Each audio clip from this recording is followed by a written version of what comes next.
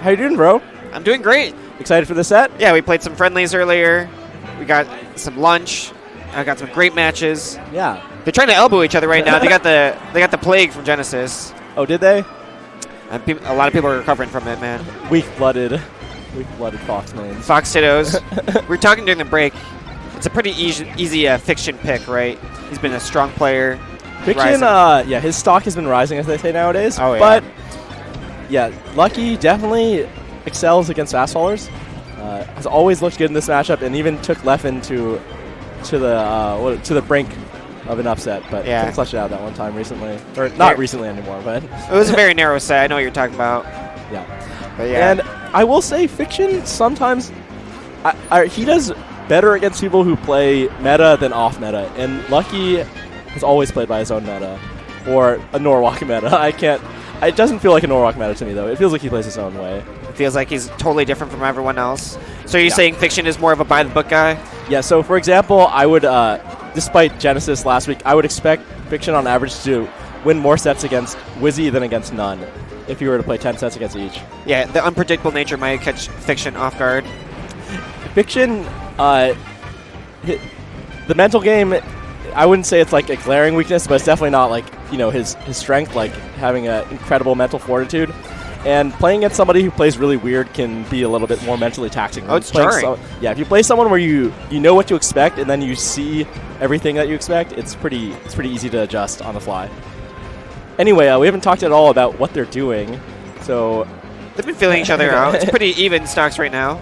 Yeah, I kind of hate when commentators say, like, oh, they're just feeling each other out because it's the beginning of the set, but it does feel like that. It does feel like that, man. Because if I grab someone at the beginning of a set, I'm thinking I want to kill their ass, get a fat lead, and get in their head right away. Not like I want to. But have they been fishing for a lot of grabs? I feel like it's just been a lot of good straight neutrals. Yeah, it feels like this stock has been the first real juicy opening. Yes. Yeah. Finally a fat combo. You start reading the DI, the positioning. I'm gonna assume that the overlay is correct and my intuition, and Lucky is the one winning. Yeah, Fiction wiped his hands there. Give it a little nod. Yeah. So that's a good look for Fiction. Even though he's down, he looks like his head is still totally in the game, not looking one bit phased. And honestly, he's played Lucky so many times, it'd be surprising if he were phased. Yeah. He's got a cool grasp on the game. I really have no idea. Even... Oh, that was close. No idea what? No idea what these guys' actual head-to-head record is. I have no idea either. Yeah. I just say everyone knows the fan favorite is Fiction, and there he goes, flying off that stage. Yeah, that's a pretty classic reason to SD when you try to tech and then buffer that air dodge. Yeah, you get the air dodge. Yeah. Yep. Yeah, it really stinks because like, you can input the tech so early that a lot of times when you're trying to actually react, then it's too late. It's already too late, man. Yeah. But if you don't tech, you get that slide off, right? Yeah, you'd think right there sliding off would have been good. He could fast fall the ledge, but up here and there doesn't go for much off that ledge guard. Just tries to stay safe. And, gets a stock clean there. Staying safe on Yoshi's, I think, is a good play, man. That ledge is so strong. Yeah, it's half the stage, man. It's true with the ledge dash distance. Oh yeah.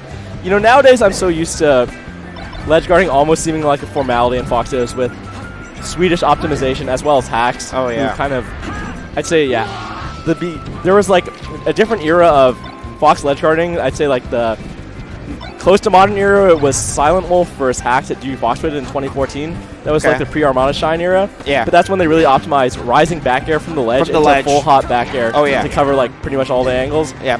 And now that on top of the Armada Shine era, people get ledge guard so often. Oh yeah. Yeah, the up B gets covered so effectively now. Illusion's covered, up B, everything.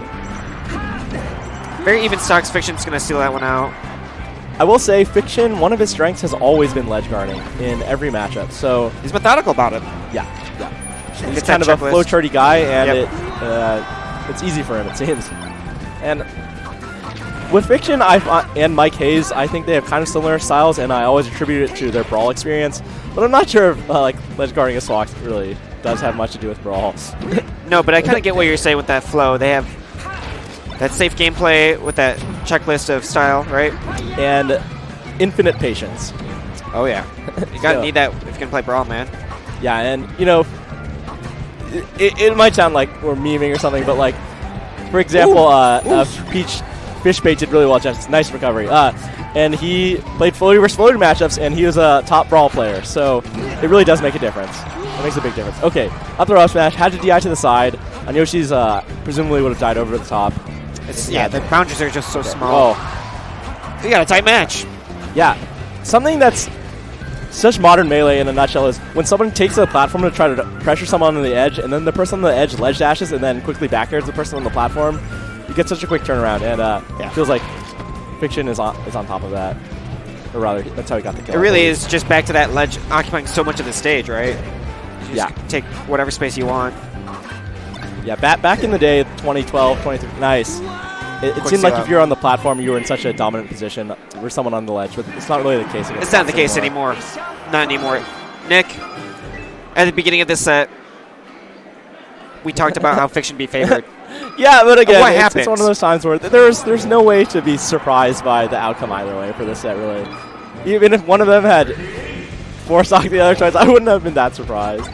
Especially because Lucky, like, you don't really know what you're going to get out of Lucky till you are watching the games. He can play battle. He can play bad a lot of the time. Lucky is a box of chocolates. Look at that man. I like his lack of shaving. I think it suits him, by the way. I really like that. Yeah, that full facial hair from him. It does look like Fiction trimmed his beard since the last time I saw him. He looks a little bit more kempt. Slightly. Marginally. Okay, so back to Yoshi's. You know, I feel like Yoshi's is a kind of questionable counterpick based on the fact that Norwalk players are really good at scrapping and good at fighting in close quarters, so you'd think that Yoshi's would be well suited for Lucky's style.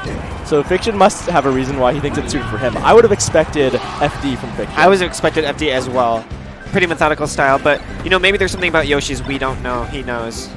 I would say that Yoshi's is just the Norwalk pick, man. They're really good. They're aggressive. They're in there. Yeah, the way they play is just perfect for Yoshi. You see this pressure? It's been nice.